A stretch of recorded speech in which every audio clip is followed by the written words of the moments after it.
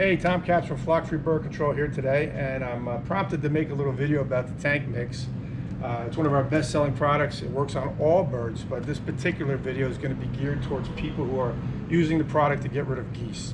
So a lot of animal rights groups are recommending our product to people who own a lake, have a beachfront property, anywhere where geese are a problem.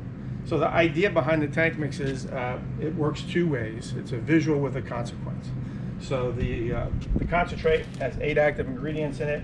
The Invisidye gives it a purple color that only the birds see. So we actually train the birds to stay away. The key to it is that you want to give the birds a place to go. So if you have 6 acres, wherever the birds come in contact with human beings are a problem, spray that area, but give them an area where they can hang out. There are certain times of the year where birds can't fly, so they need that water to hide in from predators and things. So if you try to remove them totally, it's going to be a battle. And even if you were to get lucky and remove the total population, the new population can fly right in. So the tank mix is something that you use to get rid of the birds. The protocol is you spray 3 weeks in a row and then once a month as needed. Typically, the first couple of times I spray for geese, we'll use 4 ounces of the concentrate per gallon of water, and we'll do 1 ounce per gallon of water. So this is a typical unit that we have that we use. You can use any type of a sprayer, electric, gas. This holds about 3.6 gallons of fluid. So what I do too is I'm going someplace where there's a remote location, I have easy water access. Sometimes I'll just fill up a jug and bring the water with me. I can fill 2 or 3 of these up if it's a bigger job, or I can just have water there if it's handy.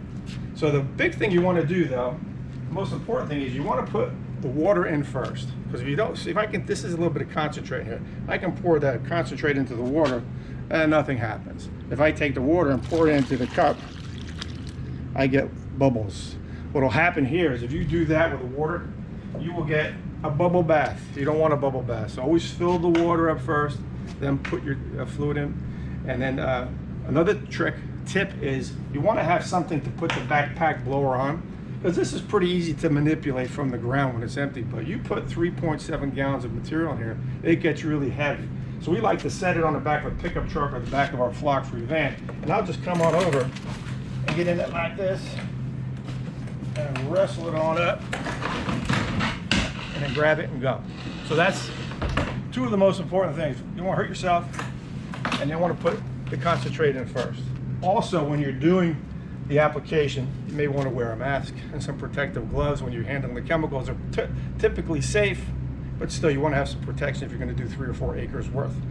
This tank, depending on how heavy-handed you are, will do up to 2 acres.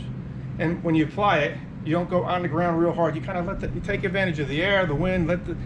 This thing will shoot 30 feet. Take advantage of that.